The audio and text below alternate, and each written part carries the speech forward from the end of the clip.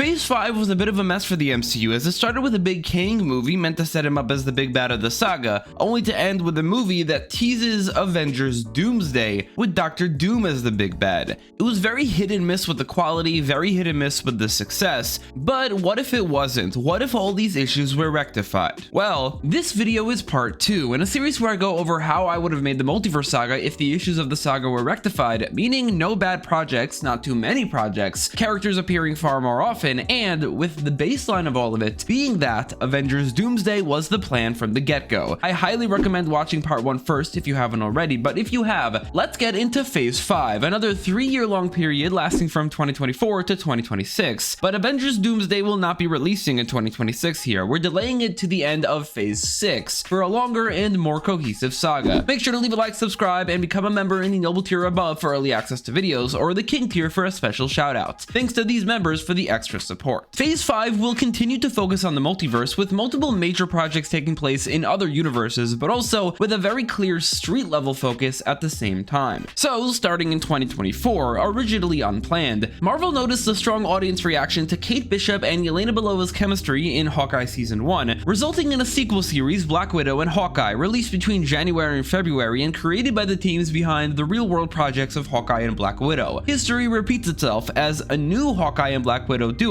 find themselves in Budapest. The series begins with Hawkeye operating as a New York vigilante seeking Avengers recognition but not getting it, when a battered Yelena Belova arrives at her apartment asking for help. Yelena claims that she was attacked by rogue Black Widows and there's no one else she can trust, although it becomes clear that she was also out for Kate's money and resources. Kate still agrees to help. They travel across multiple countries battling Black Widows and Taskmaster before finally meeting Alexei Shostakov, the Red Guardian, Yelena's father figure of sorts. Along the way, Yelena and Alexei mourn Natasha Romanoff, revealing that their manipulated family, which is similar to the real-world movie, was very real to Yelena. Yelena eventually confesses another motive. A widow named Susan is actually Kate's long-lost sister. This causes a rift between Yelena and Kate. Tensions escalate when Yelena reunites with her mother as well, but her mother in this version is evil. She betrays her and returns her to the Red Room. The story climaxes in Budapest, where the team finds the Red Room and learns that Dreykov is alive. Unable to harm him, Yelena and the others are overwhelmed by Widows and Taskmaster. Susan briefly breaks free to help, but is therefore killed for defying her conditions. Regrouping, Kate, Yelena, and Red Guardian defeat Taskmaster, kill Dreykov, and free the remaining Widows. Afterwards, they all separate, including Taskmaster, who goes free. Yelena is recruited by Valentina Allegra de Fontaine. Red Guardian then moves to the United States to be closer to his daughter, and Kate finally gets her wish of Avengers recognition. She's approached by Miss Marvel, who reveals that she's recruiting her to the Avengers. Spider-Man has been absent for a little while, not as long as in the real world, but now he's back and he's going to be appearing pretty frequently from now on. Starting with Spider-Man Brand New Day, releasing in April and closely mirroring what I believe the real world movie will look like. With some changes, it's mostly based on what I think it'll look like. This video is releasing before the movie comes out. It was written before the trailer, but even if what I think about the movie is different from what it ends up being and this part of the video ages poorly, that doesn't actually matter. This will simply be a different version of Spider-Man Brand New Day, especially since there's going to be another Spider-Man movie before Avengers Doomsday, which is not the case in the real world. Spider-Man Brand New Day is directed by Destin Daniel Cretton and written by the same people who are writing it in the real world. Peter Parker now is completely alone after the previous saga. He's in college with no social life, dividing his time between classes, photography work for the Daily Bugle, and being Spider-Man. MJ and Ned briefly appear, having coincidentally enrolled at the same college, drawn by a vague sense that something was missing in their lives, so instead of going to MIT, they remained in New York. Peter keeps his distance as Ned forms a new close friendship, and MJ begins dating a man named Paul. Though deeply painful, Peter accepts this as the cost of his sacrifice. To contrast the darkness of Peter Parker's life, we see a montage of what Spider-Man has been up to in the last few years, and he's at his peak, becoming New York's most effective, respected, and beloved hero. Even J.J. Jameson is giving him some slack. He has teamed up with Daredevil and the Punisher, battled the Hand, Scorpion, and the Rhino, and fought criminal empires run by Tombstone, Hammerhead, and the Kingpin. The Kingpin briefly appears while campaigning for mayor, but that will be the story of a different project. So Spider-Man is thriving, but Peter is at his lowest point. This imbalance peaks when a violent gang war erupts between Tombstone and Hammerhead. The conflict's scale overwhelms Spider-Man in a way he hasn't faced in years. Because at this moment he feels like he's not thriving as Spider-Man either, Peter allows himself normalcy in his real life and agrees to a date with a fellow student named Gwen Stacy. This name unsettles him, and although he's drawn to her, something something feels wrong. They grow close and eventually hook up, after which Peter experiences dramatic physical changes. He becomes stronger than ever and is horrified when organic webbing begins emerging from his body. Alarmed, Peter investigates his condition, researches spiders, and consults Bruce Banner for scientific insight, unaware that Gwen has been monitoring him. When he finally finds this out, Gwen reveals that she's not actually Gwen Stacy, she's Adriana Soria. She has telepathy, which is where she got the name Gwen Stacy from, because Peter was aware of that name from the Andrew Garfield Spider-Man. Adriana Soria is an ancient mutant with immense strength and telepathic abilities tied to insects. Known as the Spider Queen, her proximity has altered Peter's biology, accelerating a dormant transformation. She deliberately manipulated Tombstone and Hammerhead into a war to weaken Peter and destabilize the city. Peter soon enters a cocoon, losing his grasp of humanity entirely. He emerges as the monstrous Man-Spider. The Spider Queen escalates further by provoking Bruce Banner, forcing the Savage Hulk's return and unleashing him on the city to exhaust Man-Spider, with the intention of controlling and eventually breeding with him, create a new race of mutant spider creatures. In his Man-Spider form, Peter is able to keep up with the Hulk, but eventually both Man-Spider and the Hulk manage to regain their humanity. The Spider Queen then transforms into a massive spider monster. Peter loses his organic webbing ability, and he only has one cartridge of webbing left, which he uses to conceal his identity by webbing up his face. So he must fight the Spider Queen without his webbing. But with help from Bruce Banner, they come up with a plan that ends in the Spider Queen's defeat. But as she is defeated, and this wasn't Spider-Man's fault, she also withers away and dies. Afterwards, Peter resolves to try and balance his lives as Spider-Man and Peter Parker, rather than sacrificing one for the other. After this, Peter goes to the cemetery to visit his aunt and uncle. While there, he meets MJ, who came to visit Aunt May, as she did know her, and the two agree to be friends as MJ is in a relationship. Peter also introduces himself to Ned and his new friend, who turns out to be Harry Osborn. These events have altered Bruce Banner as well, permanently bringing back his Savage Hulk persona, which will set up a major future project.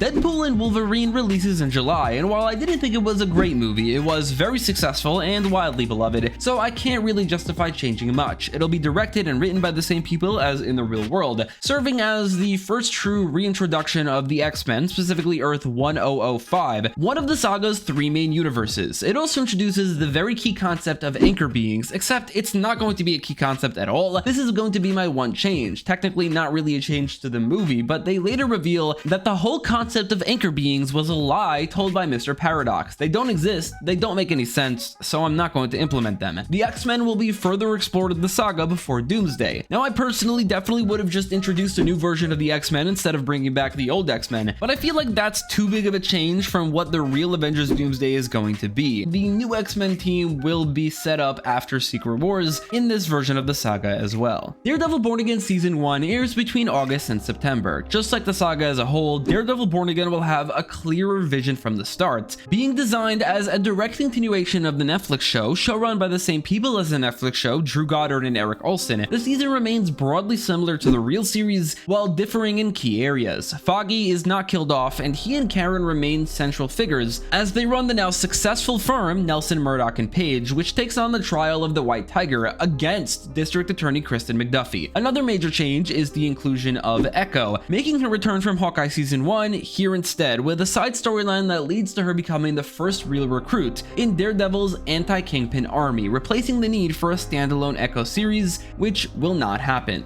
Also, because it's the vision all along, Bullseye will appear throughout the season, not just in the beginning and the end. Werewolf by Night is a special presentation released in October, made by the same people who made it in the real world, and with no real changes, aside from the fact that it's just not the introduction of Man-Thing. Off-screen, Man-Thing found Jack Russell, befriended him, and was then later hunted and kidnapped by monster hunters. The story then follows Jack rescuing Man-Thing with help from Elsa Bloodstone. We'll see where this all goes from here. 2024 ends with the Fantastic Four Books of Doom. Written and directed by the same team as the first film, this is going to be a very important movie, as it is the introduction of the saga's big bad, Dr. Doom. Designed to lead into Avengers Doomsday, this movie portrays Doom in his classic comic book form and doesn't cast him aside from a voice-modulated voice actor and a body double resembling Robert Downey Jr. kind of, with a theory maybe growing that he'll be played by him, but that's not announced yet. His unmasked, MCU-specific Robert Downey Jr. interpretation is going to be reserved for Avengers Doomsday. Ben Grimm is now dating Rachel Rosman, and the Fantastic Four are more beloved than ever, something Doom cannot tolerate. He openly hints at his hatred for Reed Richards, while beginning a calculated campaign to dismantle the team's legacy. Through flashbacks, Doom's origins are revealed, so there's a child actor who plays him, but as an adult we don't see him. Born Victor Von Doom in impoverished Latveria, he grew up under Baron Vladimir Frutinov. His mother, a witch, made a deal with Mephisto, who betrayed her and dragged her soul to hell. Shortly after, his father died as well. Lucky for him, he was a genius prodigy. He was entered into Hedgeman State University in New York City at the ripe old age of 12 years old. However, he wasn't given even a moment of feeling like the smartest person in the room, as the far younger 6-year-old Reed Richards one-upped him at every turn. Their one-sided rivalry escalated into a failed experiment caused by Victor ignoring Reed's warning, scarring him for life. From there, he turned to magic, eventually mastering both sorcery and engineering. He took over the country of Latveria, becoming its dictator, and became Dr. Doom. In the present, Doom engineers global crises like natural disasters or terrorist attacks in which the Fantastic Four fail publicly. Earth 828 is revealed to be a simpler world unaccustomed to widespread suffering. However, now because of the influence of Mephisto through Dr. Doom, it's changing a bit, morphing into a darker world. Reed eventually deduces through probability that there's only one man in the world who can be responsible for all of this, Victor Von Doom. He's a famous world leader, but only Reed Richards knows his true nature. As the Fantastic Four approach Doom in Latveria, he reveals that his ultimate plan did not actually surround them, but rather it was about causing enough chaos to attract the Chaos Lord Mephisto. This works as Mephisto is lured into a trap created by Doom, fusing magic and technology, which he uses to force the demon to release his mother's soul from hell. Mephisto agrees, and Victor's mother ascends to heaven. As he frees Mephisto, the demon betrays him, possessing Doom's body. The Fantastic Four then battle the Mephisto/Doom hybrid, and eventually manage to exorcise Mephisto back to hell. So now Doom has achieved his goal. All of the suffering and chaos that he caused was not to go against the Fantastic Four, but rather to free his mother. However, Doom reveals, as he's gloating to the Fantastic Four, that he had a litany of different ways to go about this. He chose the one that would cause Reed the greatest amount of suffering. Knowing Doom's immense pride, Reed anticipated this, actually goading him into revealing this, and secretly recorded Doom's confession. The truth goes public, restoring the Fantastic Four's reputation and destroying Victor's. The consequences of this exposure may be far greater than Reed could have even imagined, but that story is left for the future. So essentially, this was more of a Dr. Doom movie than a Fantastic Four movie, but focus from the Fantastic Four is clearly put on Reed Richards.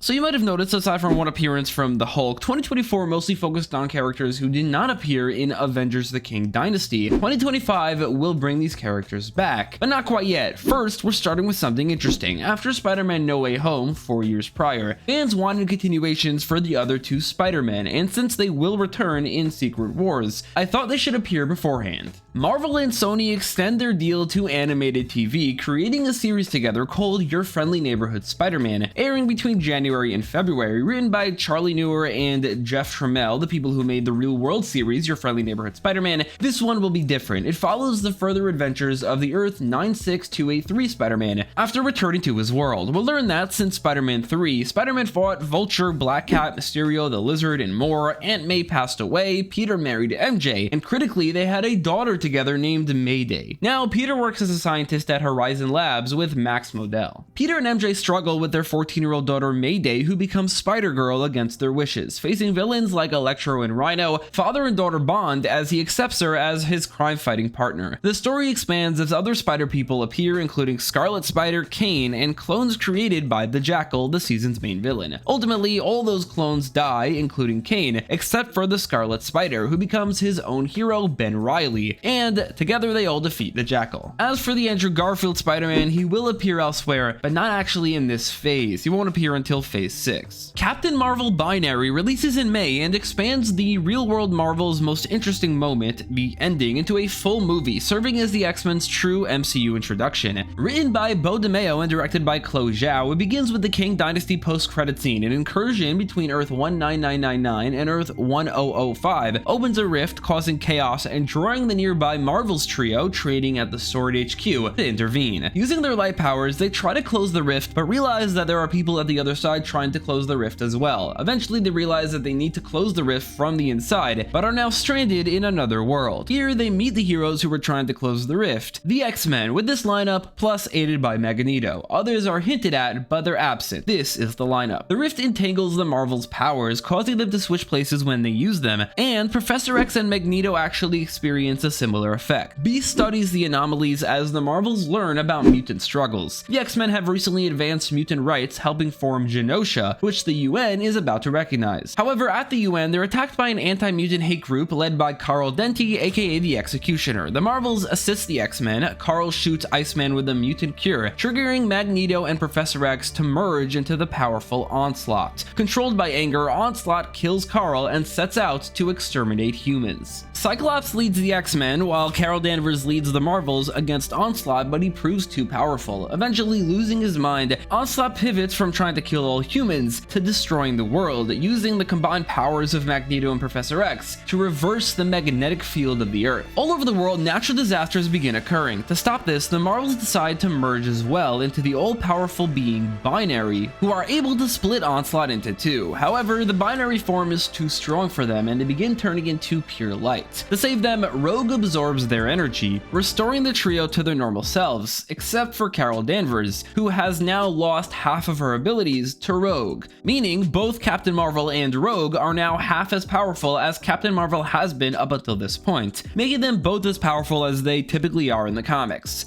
Beast is finally able to open a small, harmless rift, returning the trio home. Kamala reunites with her family, and the Marvels learn that while they were gone, the Hulk returned and caused a rampage. These events occurred in Captain America World War Hulk, releasing in July, directed by Jake Schreier and written by Eric Pearson and Joanna Kahlo. Functionally an Avengers film like Civil War, it has a clear focus on Captain America and the Hulk. Sam Wilson is fully established as Captain America, enhanced by the serum, and respected as the Avengers leader. His arc is not proving himself, but rather focusing on confronting the darker legacy of the Captain America legacy and its connection to the Hulk. The main villain is Samuel Stearns, aka the leader, in his classic large-headed design. Rather than manipulating global politics like he did in the real MCU, he targets the Avengers directly, while several of their strongest members are unavailable. By now, Joaquin Torres is the new Falcon, Peter Quill has joined the Avengers, and Bucky Barnes has stepped away to serve as a United States Senator. The Avengers conflict begins with a mission against the Serpent Society, a snake-themed cyborg terrorist group which Stearns orchestrates to lead them into a hidden laboratory. There, Sam uncovers evidence of super soldier experimentation dating back to the 1950s. After defeating the Serpent Society, he tracks down Isaiah Bradley, who reveals that black soldiers were experimented on during the Korean War, producing the first successful super soldier since Steve Rogers. Isaiah was then imprisoned and erased from history, shaking Sam's understanding of the Captain America legacy. Meanwhile, we meet Bruce Banner back at his university as he's confronted by his cousin Jennifer Walters, reuniting after a while, as she has come to represent him as his lawyer after his rampage in Spider-Man Brand New Day. Sam investigates further, with his investigations leading to President Thaddeus Ross. Confronting him, Ross reveals to him what he did to the leader, which is the same as it was in the real movie, and then reveals the true origins of the Hulk, revealing that it was Isaiah Bradley's blood that was used as the basis for the super soldier serum that was used on Bruce Banner to turn him into the Hulk, later also being the catalyst for the creations of the Abomination, the leader, and then later someone else. This leads them to the conclusion that the Hulk is probably going to be a target, especially since he had his recent small rampage in New York. Betty Ross, now in contact with Bruce, believes that she can prevent disaster. Meanwhile, as Bruce and Jennifer are discussing matters, Spider-Man shows up to check on him. Valentina Allegra de Fontaine hears of all this and sends Yelena Belova to assassinate Bruce before he can transform. As Spider-Man begins swinging away, the Avengers converge on New York, but it's Betty who confronts Bruce. However, we'll soon learn that everything happening has been orchestrated by the leader. Spider-Man's spider sense goes off and he returns just in time to see Yelena on the top of a building shoot at Bruce, but actually she shot at Betty, much to the surprise of DeFontaine. It'll turn out that the leader was standing right behind her, and he used his mind control powers to make her shoot Betty instead. Bruce's grief triggers his most furious Hulk transformation yet. Beginning a rampage, Hulk critically injures Jennifer. Hulk then fights the Avengers, Black Panther scratches him, and a bit of his blood falls into one of Jennifer's wounds, while Spider-Man goes after Yelena and knocks her out, and then goes after the leader, who is only able to control people at a close range, meaning it would have been impossible to get away with this, but he didn't plan on it. Hulk manages to overpower everyone until only Sam remains. In a quiet park, Sam prioritizes civilians and activates a contingency plan meant to kill Hulk, a bomb in his head, but Hulk adapts, transforming him into the Red Hulk.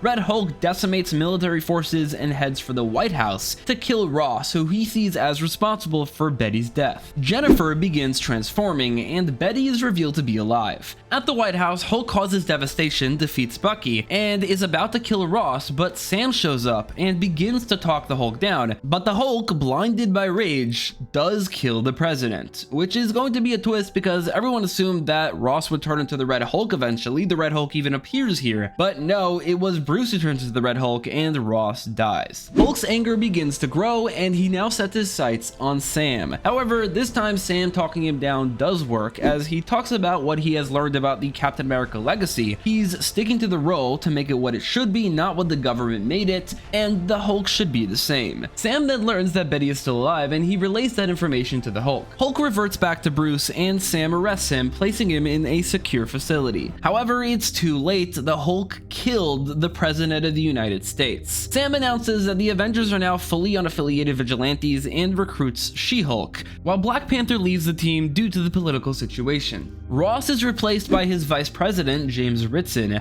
DeFontaine covers up Yelena's actions, but notes that her usefulness is decreasing. Sam meets with Isaiah at the Captain America Museum, revealing that he arranged an exhibit for him to add him to the Captain America legacy so that the public knows everything. Finally, a post-credit scene reveals that RotI is a Skrull, but unlike in Far From Home, this is played as a sinister reveal. An end credit scene shows Black Panther having left the Avengers, meeting with Namor and Doctor Strange to come up with an idea to form a new team to keep the Avengers in check in case something like this, where one of their members goes insane, happens again. Daredevil Born Again Season 2 airs between August and September with the same creative team as Season 1. This season features a very different status quo. Kingpin is now a ruthless mayor, and vigilantes are hunted by highly competent anti-vigilante task forces. Laying low, Daredevil recruits heroes across New York into an anti-Kingpin army. Iron Fist, now in a new suit and having spent years hunting down the last remains of the Hand, and having also teamed up with Spider-Man while doing so, alongside his wife Colleen Rand, the Silver Fist. Luke Cage and Jessica Jones reunited during the blip. They are now married with a young daughter, Danielle Cage. Daredevil convinces them to come out of retirement to help him. The team, now called the Defenders, or maybe the New Defenders, is joined by Punisher, Echo, and Angela Del Toro as the new White Tiger. They consider recruiting Spider-Man, but Daredevil admits that he tried and couldn't locate him. They'll need to do it without him. The Defenders deal a major blow to Kingpin eventually, forcing him into a desperate position and prompting him to recruit enhanced individuals. Daredevil, realizing his limits, not just physically, his devil motif, methods, and violence inspire fear rather than hope. To truly inspire New York, the uprising does need a trusted new face. They conclude that they can't do this without Spider-Man, so this leads into the next Spider-Man movie. Blade is a series releasing between October and December, written by Michael Green and directed mostly by Michael Giacchino. It tells the story of Eric Brooks. Starting with his birth in the 1920s, his mother Vanessa was killed by a vampire while pregnant with him, but Eric survived, infected by the vampire and becoming a vampire-human hybrid, slightly weaker than a full vampire but without any of the weaknesses. His father Lucas, obsessed with hunting vampires, founded the Order of Tirana and trained Eric in combat, specifically with a blade. From there we jump 15 years every episode, as each episode takes place in a different time period, chronicling Blade's near century-long hunt of Deacon Frost, his mother's killer. Most of episode 1 takes place 15 years later in 1935, and it isn't until the end of the episode, taking place in 1950, that we meet Marsha Ali as Blade. Episode 2 takes place in 1952, during which Eric joins his father on a mission to kill a vampire named Baron Blood. Episode 3 3 is in 1967, during which Blade finds out that his father actually purposefully had his mother killed by a vampire to fulfill a prophecy that would create the ultimate vampire hunter. Lucas was always a vampire hunter before his wife was killed by one. Blade kills his father for this and takes over the Order. Episode 4 takes place in 1982, during which the Order of Tirana disbands, but Blade is joined by a fellow vampire/vampire hunter, Hannibal King, to kill Varney. Episode 5 is in 1997. Episode 6 takes place in 2012 during the Age of Heroes. Blade finally meets Deacon, but loses, and Deacon kills the other vampire hunter. Finally, episode 7 takes place in the present day, or 2027, where Blade meets the Werewolf, Man-Thing, and Elsa Bloodstone. Forming the Midnight Suns, they find Deacon and kill him. Afterwards, they're approached by Ghost Rider, making his return to the MCU. This will be followed up on in a Midnight Suns series. Thor: Battle of the Gods releases in November and comes with a new director to replace Taika Waititi, George Miller. It'll also be written by him alongside Nick Lothorius, who seems to work with a lot. Following Kang Dynasty, Thor sets out to find Loki, meaning Man-Thing. He is told that he will reunite with Loki in time, but for now, his attention is needed elsewhere. The events of the mighty Thor convinced Zeus that mortals have abandoned the Olympians. To regain worship, he plans to conquer Asgard and sends his son Hercules to kill Thor. In New Asgard, Lady Sif cares for Love and has grown closer to Thor over the years. Hercules arrives. Sif, Valkyrie, and Love fight him but are overpowered, and finally Thor arrives, duels Hercules, and ultimately defeats him. This sparks a wider conflict as gods from Africa, Asia, the Americas, and even other planets start taking sides. Along the way, Thor and Sif fall in love. Hercules, imprisoned in Asgard, reflects on his father's mission, later breaking out to fight his brother Ares. As this is the first time he has ever lost a fight, he was greatly humbled. The war culminates in Thor versus Zeus. To win, Thor accepts his role as King of Asgard, unlocking the full Odin Force, now renamed to Thor Force. Thor overpowers Zeus without killing him. Thor now becomes the highest power in the worlds of the gods, but as he does, he outlaws worship for mortals for any gods anywhere, ending the era of gods feeding on mortal worship. Thor becomes King Thor, asks Sif to be his queen, and names Love his heir. Inspired by Thor, Hercules decides to live among humans, wandering somewhere in Nevada. The movie ends with Thor being teleported to the Citadel at the end of time to meet Loki. Loki warns that doom is coming for them all. 2026 will bring Phase 3 to an end with 3 separate finales. A separate finale for the multiverse, a finale for the street level, and a finale for the political side of things. However, before all of that, 2026 begins with Moon Knight, releasing 4 years after it did in the real world, because it was so disconnected from other MCU events, and as of right now has not been followed up on. I decided to simply delay it. The same will be the case for Shang-Chi. Because it's so disconnected and was pretty good, I don't need to change a thing, but I would add in maybe a few fight scenes that we actually see instead of cutting away every single time, but aside from that, let's keep it the same. Following the overwhelming success of Deadpool and Wolverine, Marvel immediately decided to make more team-up movies, repurposing the planned third Doctor Strange film to also serve as the conclusion to Black Panther's trilogy. Doctor Strange and Black Panther: Rise of the Illuminati is directed by Scott Derrickson and written by Derrickson alongside Jack Schaefer, Michael Waldron, and Ryan Coogler. Releasing in March, this movie is certainly more Doctor Strange than Black Panther, but a lot of Black Panther characters have major roles, including T'Challa himself. In between films, Doctor Strange has been studying the multiverse in response to incursions and, as we saw, the Hulk's rampage. Doctor Strange, Black Panther, and Namor form the Illuminati, a secret alliance of Earth's most powerful heroes, tasked with monitoring the Avengers and the multiverse. Doctor Strange contained a bit of energy from the rift opened in Captain Marvel Binary, and while studying it, he discovers a star-shaped portal through which a teenage America Chavez falls. She hasn't yet mastered her powers and claims that she's being hunted across the multiverse by someone named the Maker, whose scientific genius terrifies the Illuminati. The Maker makes his way to Earth 19999 and attacks, capturing America, but Strange, T'Challa, and Namor follow through to the nexus of all realities. They push the Maker into another world, while they alongside America fall into his intended destination, which turns out is Earth 15866, his base of operations, and is a desolate landscape where only he lives. This, as we learn, is the world of the 2015 Fantastic Four movie. The Maker is Reed Richards of that world, played by Miles Teller, and he seeks America America's powers to enable easy multiversal travel. Right now, he's stuck on another world,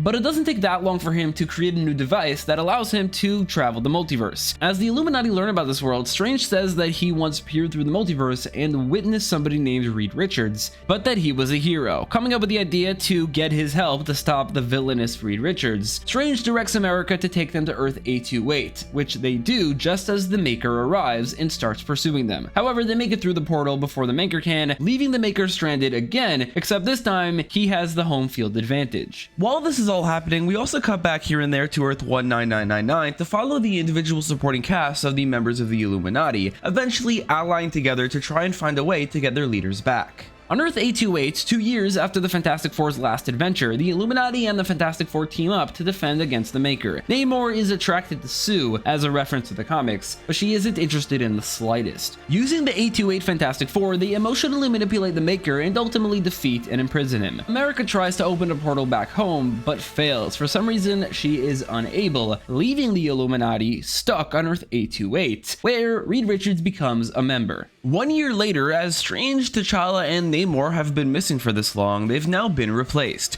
M'Baku becomes king of Wakanda and Shuri becomes the Black Panther. Atuma has become king of Talokan, and Wong, well, he's technically been Sorcerer Supreme this entire time anyway. In a post-credit scene, the Maker escapes his prison and returns to his world, still alive, but having given up on stealing America's powers. Avengers Secret Invasion releases in May, directed by the Russo brothers and written by Christopher Marcus and Stephen McFeely, who all return to their roots of Captain America the Winter Soldier, for a grounded political thriller that gives the Secret Invasion event what it should have gotten, an Avengers movie. This is what the Avengers lineup looks like right now. The younger members of the team are absent, to be explained in a little bit. This is the roster, and the story begins with the Avengers facing off against the Masters of Evil, a villain group assembled by Baron Zemo, and consisting of Batroc the Leaper, Ghost, Abomination, Black Knight, and the Enchantress. Their name does not signify that they believe themselves to be evil, but instead reflects their beliefs that they will master the defeat of the Avengers, whom they see as evil. A major opening battle kicks off the film, one of the most action-heavy sequences, as much of the story that follows is more tense and political up until the ending. The Avengers ultimately defeat the Masters, but during the chaos, Zemo manages to orchestrate a devastating moment, killing War Machine. But anybody who saw Captain America World War Hulk and saw the end credit scene knows that RotI is a Skrull. He's revealed to be a Skrull as he dies, and the moment is caught on camera, shocking the world. Carol Danvers, now underpowered, is horrified. Looking at her teammates, she realizes she has no way of knowing who to trust, and for the first time in a while, feels genuine fear. For all intents and purposes, Captain Marvel is the main character of the movie. The revelation sparks global panic, conspiracy theories spread rapidly, and the issue escalates to Congress, where discussion begins about anti-Avengers protocols that Valentina Allegra de Fontaine already started putting in place after the Hulk's rampage. Valentina enters the story alongside US Agent who makes a return, Black Widow, and Taskmaster, who are all under her employ. She convinces the government to allow her to recruit other supervillains, including every single member of the Masters of Evil, to serve as a controllable counterforce to the Avengers. Black Knight is revealed to be Dane Whitman, wielder of the Ebony Blade, a cursed weapon that amplifies the darkness in its user. Dane's involvement in the Master's actions fills him with guilt, quietly pushing him towards the light, though he is not quite there yet. Nick Fury returns to Earth and reconnects with the Avengers. The team, however, fractures into two groups. Since Skrulls can't naturally replicate superpowers and only possess slight enhanced strength, the Avengers with no powers or lower level strength are considered suspect. This leaves Carol, Monica, Thor, and Jennifer forming a covert second incarnation of the Secret Avengers, while Sam Wilson and the remaining Avengers head to Washington to plead their case publicly. While attempting to reason with the government, Sam notices something deeply wrong. The political decks are so stacked against them that it becomes clear the government has been compromised, and it's very likely that they've been infiltrated by Skrulls. Shortly after, Sam and the others are arrested. One senator who does have his side and Sam knows he can trust is Bucky Barnes, so Sam confides in him. Carol's team tracks Talos to Europe, where his tragic story is revealed. Long ago, Fury had located a new world for the Skrulls. However, it took years to establish a functioning society, and by the time they did, they were then, shortly after, devastated by the blip. Gaia died in the blip, thus Talos and Soren fled to Earth. When everyone returned, Talos and Soren were denied permission to return to their planet. During this time, Gaia is indoctrinated into a growing movement that began when the snap occurred. Shortly after, the Kree attacked the Skrull world, forcing thousands of Skrulls, led by someone named Kl'rt,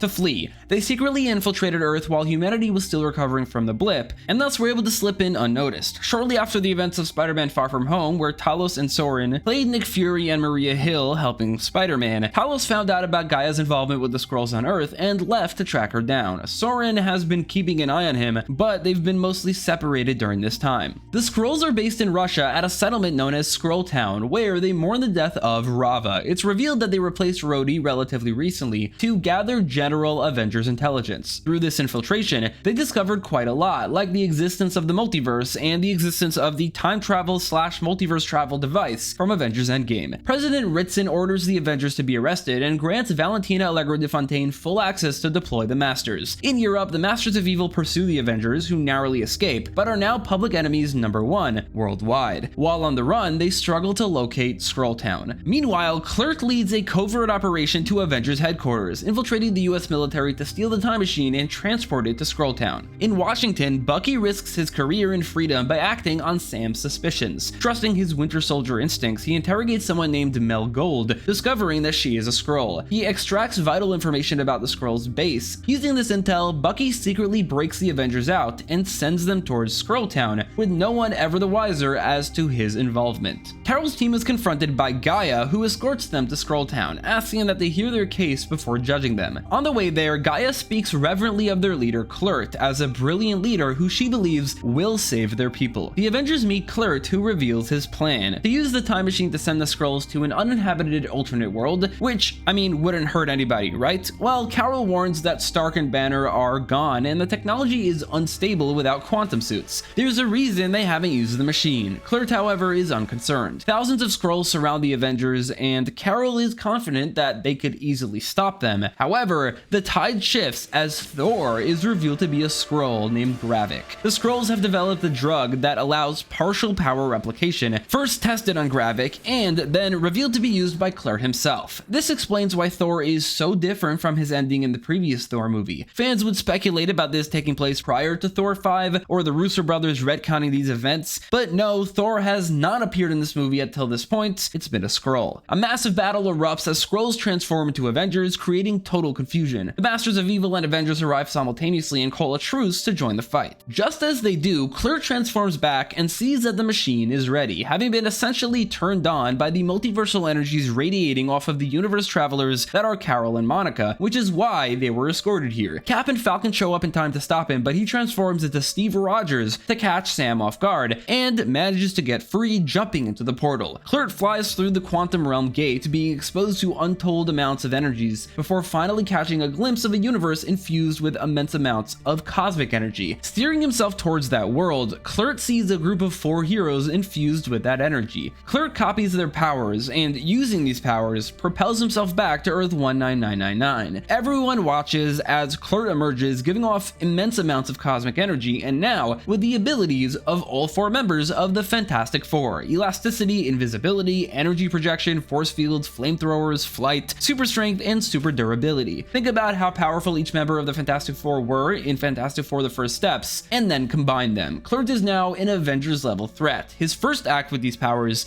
is to destroy the machine. Preventing anybody else from becoming as powerful as he is, Kl'rt declares himself unstoppable and sets out to kill all humans, creating a Skrull empire with Earth as its base, which he'd then use to destroy the Kree. Most of the Skrulls rally behind Kl'rt, and the final battle begins. The Skrulls serve largely as cannon fodder. Kl'rt himself is the true threat. He is genuinely unstoppable, operating at a level comparable to Thanos, wielding 2 Infinity Stones. I mean, with all that power and the invisibility so that no one could see him coming, he's able to take on most of the Avengers and Masters of Evil at once, and he demonstrates his power by swiftly killing the Abomination. The situation grows increasingly dire until it's revealed that the Avengers have called the cavalry. The real Thor finally arrives. King Thor, who channels the Thor force, he dramatically shifts the tide of battle. As the chaos unfolds, attention turns to the damaged time machine, now irradiating unstable energies and tearing open a growing crack in reality. Another incursion. Thor, Carol, and Monica are forced to divert their focus to containing it, while Kl'rt descends into a blind, violent rage, fully revealing his psychopathic nature. He murders Talos in cold blood, an act that shatters the remaining faith many Skrulls have in him. Gaia and others turn against Kl'rt. out, but he then kills Baron Zemo, further escalating the chaos. Overwhelmed by guilt for his role in the destruction, Dane Whitman feels the Ebony Blade calling him to sacrifice. Events align as Gaia deceives Kl'rt, leaving him vulnerable. Without hesitation or concern for his own life, Black Knight charges him. The purity of Dane's selfless act allows the Blade's true power to break through its dark corruption, revealing the legendary sword Excalibur as the black goo of the sword falls off. Black Knight drives the blade into Kl'rt's chest, and he kills him. With Kl'rt defeated, the combined efforts of the heroes begin closing the incursion. Leaderless and disillusioned, however, the remaining Skrulls follow Gaia's lead, walking through the incursion in search of a better future. The Skrulls miraculously arrive on an uninhabited planet on Earth 828, or Universe 828, getting a decent ending. With the secret invasion at an end, Valentina orders the Masters to arrest the Avengers, but Black Knight turns on them and the Masters are swiftly outmatched. Enchantress also stopped listening to Valentina once she met the real Thor, falling deeply in love and then setting out to win his favor. Thor rejects her, so she attacks him, but he attacks back and knocks her out pretty easily, taking her back to Asgard to stand trial. The Avengers then search desperately for the real RotI, eventually finding him and a few other captives alive in Skrull captivity. The Skrulls genuinely avoided killing humans. RotI was kept alive simply because they refused to execute him. The damage, however, is already done. With the back-to-back events of World War Hulk and the Secret Invasion, Earth's population is traumatized and they're sick of it, so they lose faith in the Avengers, uncertain whether they're even human. Officially, the Avengers are exonerated, and President Ritson turns his attention to other aliens, declaring war on all the remaining Skrulls on Earth, making the situation a lot worse. The Avengers officially disband, retreating from the public eye to operate from the shadows. However, they remain active, with Black Knight joining their ranks, now based out of a secret headquarters on an island off the coast of New York, formerly the Master's base. RotI, however, retires from the hero life for good, switching focus to running against Ritson in the next presidential election. The end credit scene goes back to the climax of the movie, showing the darkness of the Ebony Blade separating from Excalibur, revealed to be a living, symbiotic substance.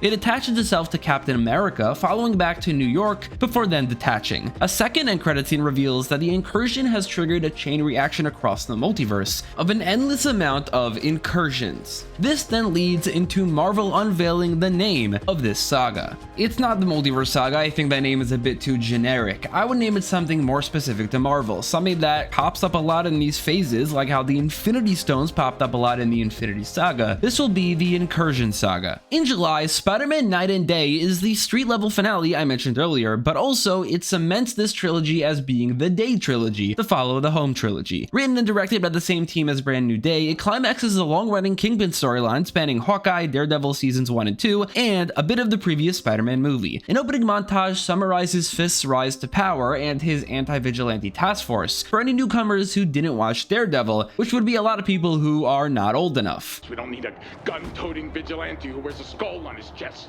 or a man who dresses in a spider outfit, or a guy who wears devil horns to save us. No. Peter returns home from college, still isolated and discouraged. He tried to balance his life, and while he's better than he was at the beginning of Brand New Day, he's still in love with MJ, who's still dating Paul, and has sort of found herself in college, having become a professional model with the stage name Mary Jane Watson. And he didn't allow himself to get close to Ned because Ned is now good friends with Harry Osborn, and the name Osborn terrifies him. On the streets as Spider-Man, he encounters Black Cat during a theft. Chasing and flirting, they're interrupted by Fisk's task force, allowing her to escape, as he does as well. Feeling unwelcome, Peter is then recruited by Daredevil into the New Defenders as their public face. Daredevil found Spider-Man using his hearing powers, and he found out Peter's identity as well, becoming the first person to do so since his identity was erased in Spider-Man No Way Home. Up until this point, Peter did not know whether or not telling other people his identity would undo the spell. Here he learns that it wouldn't because of Daredevil. Despite being the youngest, he becomes the team's emotional core and symbolic leader, admired for both his approach and his experience as a member of the Avengers. Fisk's operations have gone way up in scale. Uniting Hammerhead and Tombstone, he employs Mr. Negative and gains access to Rhino, Scorpion, Prowler, and then commissions Spider Slayer specifically to kill Spider-Man. Spider-Man runs into Black Cat Madigan, who reveals she's been stealing from Fisk and reveals critical information, although she refuses to join the Defenders. The Defenders track the intel to an abandoned lab owned by a company known as Oscorp. It's not a public company, it's more of a startup, which is why Norman Osborn didn't find anything about it in No Way Home. Here they learn that Lee's powers came from experimentations on some sort of weird black goo. They experimented on it over the course of the last year or so. The symbiote came from the Ebony Blade and Secret Invasion, which took place around a year prior. All in all, the visit to this lab proves fruitless, as later at night, an all-out war erupts in New York. The Spider Slayers manage to actually kill Spider-Man, displaying his body publicly. Then, when ordered by Kingpin to unmask him to reveal him to the world, the Spider Slayer takes off his mask and reveals another mask. A black mask is revealed underneath. A flashback then shows the symbiote bonding with Peter as he leaves the lab. Now rejuvenating him back to life, Spider-Man fully bonds with the suit. He destroys the Spider Slayers and drives Fisk's forces back. Feeling more powerful than ever, Spider-Man embraces his role as the movement's leader, saying that they need to fight in the daylight to protect the city. The near-death experience, combined with the knowledge that he could tell anybody his secret, emboldens Peter. Meeting MJ, he tells her absolutely everything. However, she is in a loving relationship. This doesn't change how she feels about him. Peter is too late, and so she rejects him. Spider-Man's apparent death inspires public resistance. Black Cat joins the battle as the Defenders storm City Hall. Luke Cage fights Tombstone, Iron Fist fights Hammerhead, Daredevil fights Kingpin, and Spider-Man fights Mr. Negative. Fully bonded with the symbiote, Spider-Man's abilities are able to disable Lee's powers, which is when it's revealed that Hammerhead and Tombstone are not working for Fisk, but rather they're being controlled by Lee. So they turn on Fisk, but the Defenders stop them and knock them out. It's just Fisk left, and with just a few of the Defenders to witness, the symbiote sends a tendril stabbing Kingpin, killing him. Initially horrifying him, Peter fully accepts this as the best outcome, and after a decade or so of dealing with Kingpin stopping him 3 or 4 times for him to always come back again and again, Daredevil ultimately agrees, thus being thankful that it wasn't him who did it. Fisk's empire collapses. Most villains are arrested except Prowler, who escapes. Spider-Man is hailed as a hero, begins a relationship with Black Cat, and the Defenders return to their own territories, although Luke Cage considers running for mayor. A mid-credit scene shows an Oscorp executive identifying the symbiote and then calling for someone named Otto. The phase concludes with 2 epilogues leading into Phase 6. The first is The Young Avengers, a TV series released between September and November, written and directed by Jack Schaefer, Terry Metalis,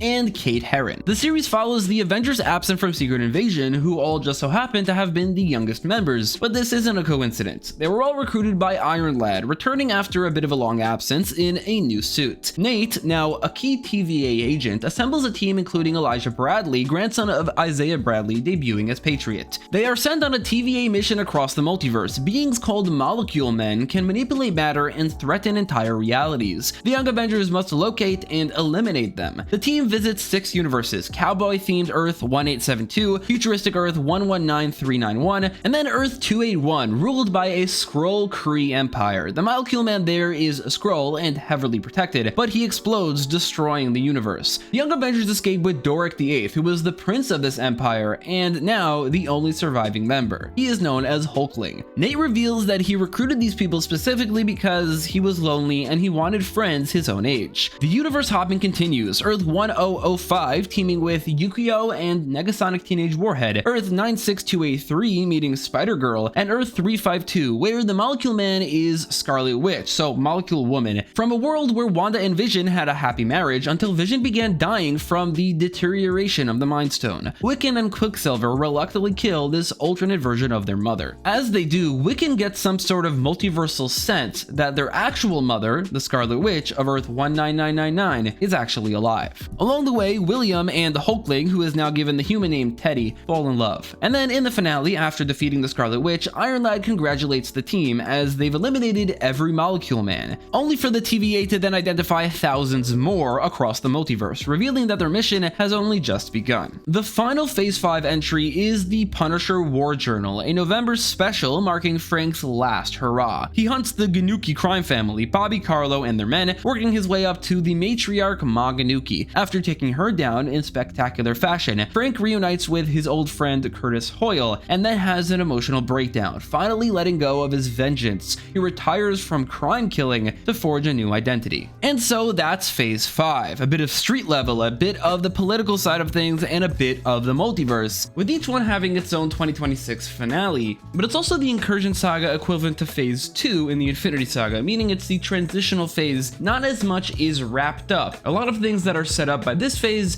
are wrapped up in Phase 6. Phase 6 will go ham, entirely about the multiverse, incursions, Doctor Doom, Secret Wars. Stay tuned.